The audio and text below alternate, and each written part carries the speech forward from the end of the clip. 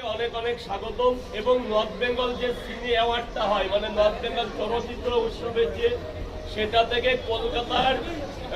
কলকাতার মধ্যে থেকে, মানে উত্তর 24 পরগনা, দক্ষিণ 24 পরগনা, নদিয়া, সবকিছু মিলেই তো আমাদের মধ্যখানে কলকাতা।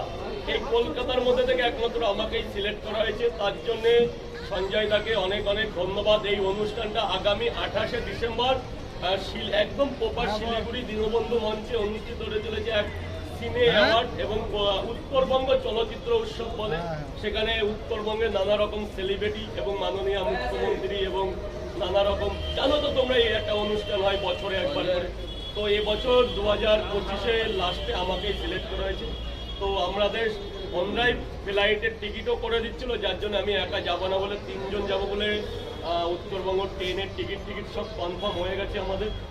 তো আগামী 27 তারিখ আমি যাচ্ছি নর্থ বেঙ্গল, ওখানে নাইটে হোটেলে থাকবো। আর 28 তারিখ আমাদের প্রোগ্রাম, ওদিন শিলিগুড়ির লোকের সাথে দেখা করে 30 তারিখ আমাদের রিটার্ন আছে।